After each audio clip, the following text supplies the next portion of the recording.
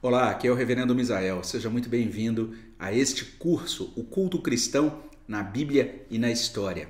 Esse é um curso que foi feito com muito carinho para você. Quero convidar você a conhecer, matricular-se, participar das aulas, realizar as atividades, até você obter o seu belo certificado no final do nosso curso.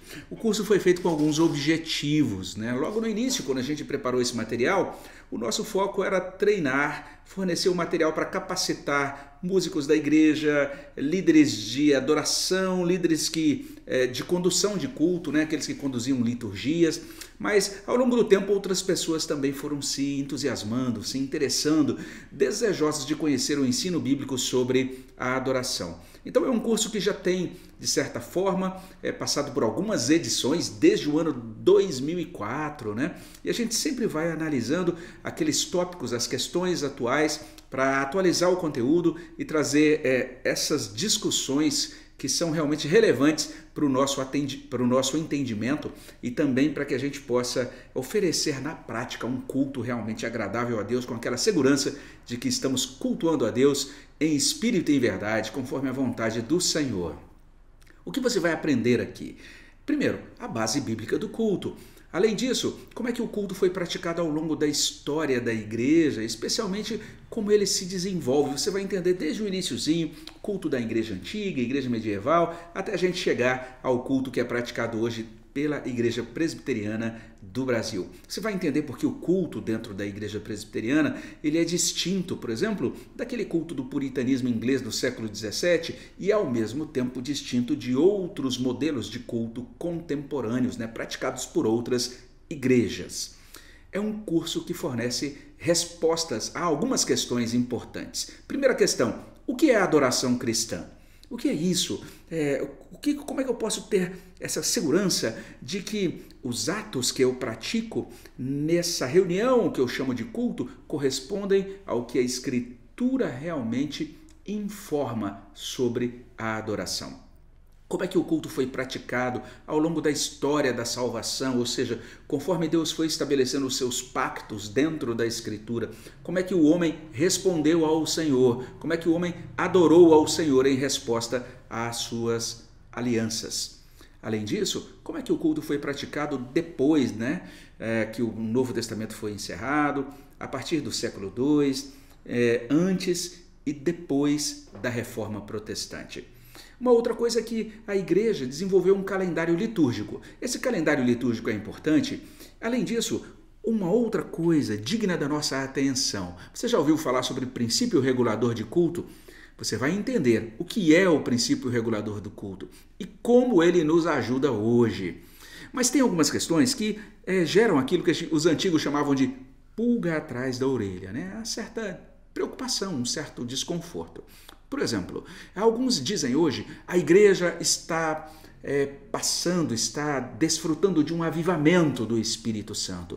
Olha só a grande quantidade de igrejas enormes, de mega estruturas eclesiásticas, e veja os ajuntamentos dessas grandes igrejas. São celebrações pujantes, com milhares de pessoas, né, num formato muito vivo de adoração. Está vendo como a igreja passa por um avivamento? Mas será que realmente é um avivamento? Será que o que alguns chamam hoje de adoração realmente corresponde ao padrão bíblico? Porque parece às vezes que essa adoração é cada vez mais centrada no homem, é um exercício religioso antropocêntrico. Além disso, a gente percebe às vezes vida e espiritualidade sendo colocadas como opostas à decência e ordem. E surgem novas expressões e também caem preconceitos quanto a estilos, instrumentos musicais que são até interessantes, mas a gente precisa fazer essa pergunta: será que eles são consistentes com a doutrina sadia? E além disso, os cânticos manipulam emoções, sobrepujam a pregação. A assembleia reverente, ela vai cada vez mais cedendo lugar à celebração e a esse evento digital que é ávido por engajamento. A estética de templo vai sendo substituída pela do galpão industrial, equipado, decorado cada vez mais como um recinto de entretenimento, onde inclusive em alguns casos se aplaude, se dança e populariza-se o culto como uma experiência passiva, algo que eu assisto, ao invés do oferecimento a Deus de um sacrifício de louvor que é fruto de lábios que confessam o seu nome. E muita gente começa a avaliar o valor do culto não por sua biblicidade, e sim pela medida dos seus sentimentos e também das suas impressões. E para piorar, existe controvérsia por todo lado. Cristãos protestantes e evangélicos afirmando aquilo que a Bíblia traz, dizendo a Bíblia está nos dirigindo, mas na prática cada denominação e dentro das denominações, às vezes, cada congregação assumindo uma forma de culto distinta. Há igrejas que não utilizam uma liturgia ou um plano de culto. E mesmo entre aquelas igrejas que utilizam uma liturgia, não existe um consenso sobre o formato da adoração. E quando mesmo algumas igrejas dizem assim, nossas igrejas são muito bíblicas, o nosso culto é muito bíblico. Mas o que é bíblico? O que pode ou não pode ser incluído? Como oferecer cultos que agradam a Deus? Algumas igrejas litúrgicas julgam as igrejas mais inovadoras e algumas igrejas inovadoras rotulam as igrejas litúrgicas como obsoletas, dizendo essa igreja ou essas igrejas são irrelevantes para a cultura. Até o termo bíblico exige explicação, porque uma reunião dita cristã pode conter objetos, práticas que constam na Bíblia e mesmo assim não cultuar de modo agradável a Deus. Por exemplo, você pode ir numa reunião e verificar que o dirigente usa uma roupa rabínica, ou naquele lugar existe uma arca da aliança, ou um candelabro, ou um chofar, ou ali se realizam exorcismos, ou se pratica o ósculo santo como cumprimento cristão, ou as mulheres usam véu nas reuniões, ou ainda eles praticam línguas e profecias entendendo que estão de certa maneira atualizando e praticando aquilo que consta ou que são as práticas registradas na Bíblia das igrejas de Corinto ou Tessalônica.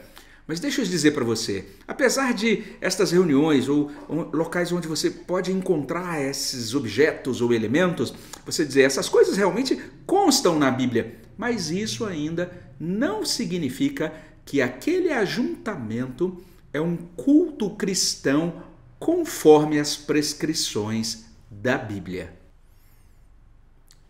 Se isso não bastasse, surgiu uma polêmica intramuros. Essa polêmica é baseada na afirmação de que Deus se agrada somente do culto que rejeita a tradição litúrgica da igreja antiga, medieval e do chamado evangelicalismo de fronteira. Essa tradição litúrgica de fronteira é aquela tradição que predomina no protestantismo norte-americano.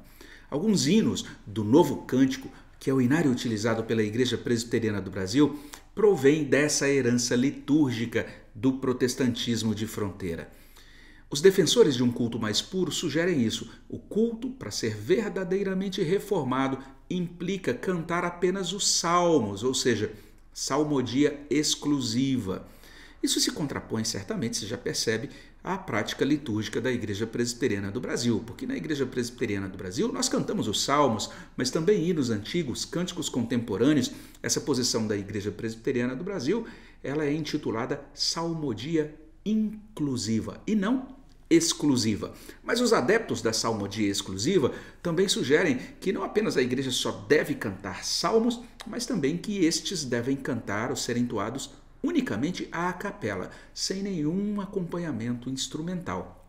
E há aqueles que rejeitam os cultos de Páscoa e também de Natal. E se um culto não se alinha a esses padrões que eles propõem, eles dizem, esse culto já não é reformado, já não é um culto verdadeiramente presbiteriano, é um culto neopresbiteriano, ou então um culto arminiano carismático, ou ainda, alguns chegam até o ponto de dizer, o culto que não se alinha a esse padrão estrito do puritanismo do século XVII é um culto apóstata.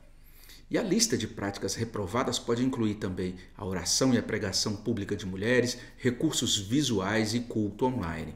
Resumindo, para esse grupo, somente agrada a Deus o culto segundo aquele modelo de adoração puritana que foi majoritário no presbiterianismo até o século XIX. A posição da IPB é uma posição centrada, é muito equilibrada. Ela não se alinha a essas proposições dos novos puritanos. Ela se assume como uma igreja que é herdeira da reforma do século XVI. Ela adota a confissão de fé e os catecismos maior e menor como sistema expositivo de doutrina e de prática. A Igreja Presbiteriana do Brasil se identifica com esses símbolos de Westminster. Essa igreja é influenciada pelo puritanismo do século XVII, sem dúvida nenhuma. Basta, se você quiser conferir essa assimilação, basta checar os princípios de liturgia da IPB, o manual do culto da IPB. Entretanto, a IPB não subscreve o Diretório de Culto de Westminster. É esse documento, Diretório de Culto de Westminster, que não é subscrito pela IPB, que prescreve, ou pelo menos dá a entender, esse cântico exclusivo de salmos e também a supressão do calendário cristão. Mas se você olhar para o HNC, que é o Inário Novo Cântico, você vai perceber no nosso inário, o inário da Igreja Presbiteriana do Brasil, que a nossa igreja neste inário se assume como uma denominação cristã de salmodia inclusiva, ou seja, que canta hinos, mas também canta canta os salmos, melhor dizendo, mas também canta outros hinos. É interessante isso. A nossa inódia, vamos dizer assim, a nossa tradição de cânticos, de hinos da Igreja Presbiteriana do Brasil, ela é influenciada pela Igreja Antiga, pela Igreja Medieval, pelos avivamentos, pelo evangelicalismo de fronteira dos séculos XVIII e XIX. Em suma, a Igreja Presbiteriana do Brasil adota os símbolos de Westminster não como entidades canônicas, mas como referenciais que são produzidos em um determinado momento histórico e que são subordinados à interpretação sadia das Sagradas Escrituras para a Igreja de hoje. Sendo assim, esses estudos são escritos com a finalidade última de nos instruir, de nos motivar a cultuar a Deus de modo agradável a Ele, em espírito e em verdade. É isso que nós propomos a você nesse curso. Então convidamos você a prosseguir e no próximo encontro você vai conhecer, nós vamos falar sobre o conceito de adoração e vamos falar também sobre a abrangência da adoração. Muito obrigado. Convido você a prosseguir. Convido você também, logo depois desta aula, a responder uma questão que aparece aí como aí no seu questionário, no seu quiz para você preencher. E depois de respondida essa questão, você vai adentrar no próximo conteúdo. Vai ser uma grande bênção. Eu conto com você, espero você na próxima aula. Que Deus o abençoe. Fique na graça e na paz do nosso Redentor.